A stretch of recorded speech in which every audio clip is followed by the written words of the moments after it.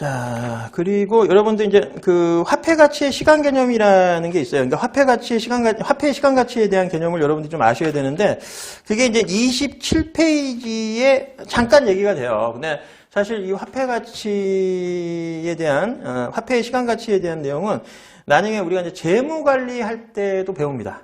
재무 관리도 할 때, 거기서 이제 이 화폐의 시간 가치 개념에 대해서 얘기가 언급이 되기 때문에 그때 가서 한번 말씀을 드릴게요. 그래서 어차피 그때 문제를 풀면 이제 화폐의 시간 가치에 대한 것들 개념을 설명하면서 자연스럽게 얘기가 나오는 거기 때문에 27페이지에는 화폐의 시간 가치 개념은 우선 여기서는 이제 스킵을 하고 넘어가겠습니다.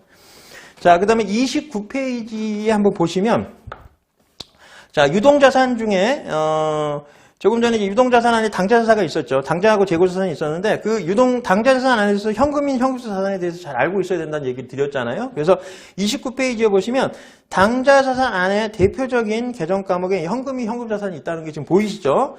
그래서 이 현금이 현금자산에 대한 것들을 좀 정리를 해 놓으셔야 됩니다.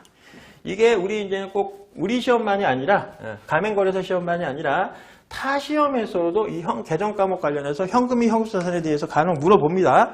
그렇기 때문에 현금이 현금자산에 대한 것들을 좀 정리를 해 놓으셔야 돼요. 그러니까 현금은 말 그대로 그냥 우리가 말하는 일반적인 현금이라고 생각하시면 되고요. 근데 여기서 우리가 보통 현금하면 화폐하고 동전 같은 것만 생각을 하는데 여기 이제는 회계학적 관점에서는 꼭 현금하고 그러니까 그 화폐하고 지폐하고 동전만 의미하는 건 아니에요. 뭐 수표 같은 것도 다 현금의 범위에 들어가죠. 그 다음에 현금성 자산은 현금의 성격이 강한 자산입니다. 그래서 보통 현금의 범위에 들어가는 것들이 뭐가 있냐면 지금 교재에서 보시면 현금 안에는 보통 이제는 얘기했던 것처럼 통화라는 게 뭐고 이제 화폐하고 동전을 의미하는 거예요. 지폐하고 동전. 그 다음에 통화 대용증권. 이게 이제 수표죠, 수표. 거기서 이제 교재에서 보시면 수표. 우편한 증선, 만기가 도래한 국공채 이자표, 배당금 지급 통지서, 국세 환급 통지서, 만기 도래 어음 이런 것들은 수표 같은 것도 그렇지만 언제든 그냥 쓸 수 있잖아요. 현금처럼 쓸 수 있기 때문에 통화를 대용해서 쓸 수 있는 증권이다. 그래서 통화 대용 증권이라고 합니다. 국세 환급 통지서 같은 경우에도 저도 옛날에 그 받아본 적이 있는데 그 우편으로 날라와요. 그럼 이제 우체국 가서 이 국세 환급 통지서 주면서 이거 계좌로 돈 넣어달라면 바로 넣어줍니다. 그러니까 현금처럼 쓸 수 있기 때문에 통화 대용 증권이라고 하는 거죠. 배당금 지급 통지서도 똑같죠. 주식 등을 샀더니 그 회사에서 배당 받으라고 통지서 날라오면 그 배당금 수령할 수가 있어요. 지급 통지서 가지고. 그러니까 이 대용 증권에 들어가는 겁니다. 국공채 이자표도 똑같고 국가의 국공채를 샀는데 나중에 이제 이자 받으라고 이자표가 나오면 그걸 가지고 이제는 제시하고 이자를 받으면 되는 거니까 이 수표처럼 쓸 수 있으니까 다 통화 대용 증권에 들어가는 겁니다. 대표적으로 이제 수표가 그런 거예요. 수표가. 그죠? 뭐 그러니까 여기 나와 있는 것들. 근데 수표 중에 안 되는 수표가 있어. 어떤 거 안 되냐면 부도 수표 안 됩니다. 부도 수표. 그러니까 이거는 통화 대용 증권에 들어가지 않는다는 거예요. 부도 수표 하나랑 그다음에 선일자 수표라고 있어. 선일자 수표. 그러니까 수표의 발행일자보다 더 일찍 발행한 수표를 선일자 수표라고 해요. 그러니까 오늘 날짜 기준으로 오늘이 예를 들어 뭐 8월 3일인데 수표의 실제 발행일자가 뭐 10월 31일이야. 아니면 11월 1일이야.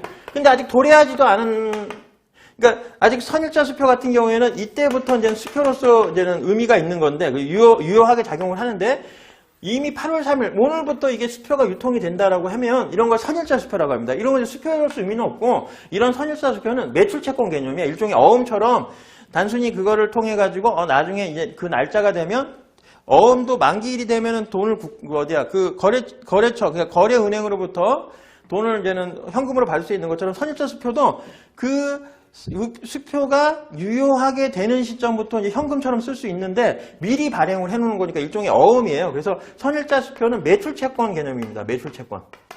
응? 그러니까 장래에 이제는 어음처럼 돈으로 받을 수 있도록 채권화시켜서 보관하고 있는 거예요. 그러니까 이 선일자 수표는 수표로서의 의미는 없고 그 수표가 이제 유효성을 갖기 전에 효력을 발휘하기 전에 미리 발행해 놓고 일종의 매출 채권 어음처럼 보관할 수 있도록 해서 제공하는 거니까 이거는 이제 수표 통화대용증권에 들어가진 않아요. 그래서 밑에 보면 현금이 현금자산의 아닌 항목에 보면 선일자 수표하고 부도수표가 들어있죠. 그래서 선일자 수표하고 부도수표는 이제 매출 채권의 범위에 들어가는 거니까 그래서 일반적인 현금의 범위는 안 들어간다. 라고 보시면 돼요. 그리고 요구불 예금.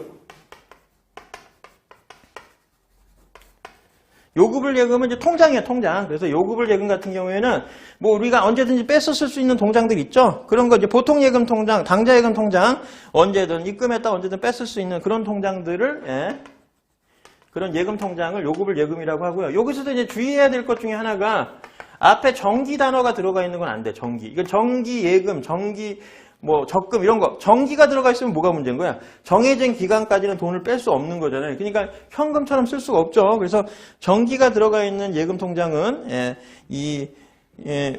현금의 범위에 들어가지 않습니다. 요급을 예금에 들어가지 않아요. 그리고 이제 현금성 자산에 들어가는 것들은 보통 취득 시점부터 취득일로부터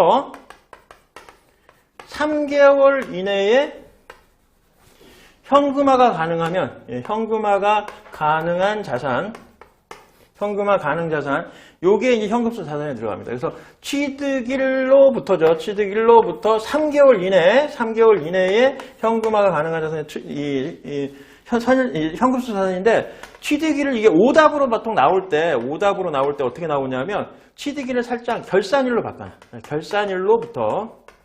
결산일은 언제예요? 매년 12월 31일이잖아요. 그럼 12월 31일로부터 3개월 이내면 매년 3월 31일까지만 현금화가 가능해야지만 현금성 자산이라는 얘기가 되니까 말이 안 되는 거니까 이제 취득 시점이 언제든 간에 그 기간부터 3개월 이내에 현금화가 가능하다면 현금의 성격이 강한 자산으로 보겠다는 겁니다. 그래서 현금성 자산은 거기 교재에도 나왔지만 취득 당시 만기가 3개월 이내에 도래하는 금융 상품 등 이런 것들이 현금성 자산이고요.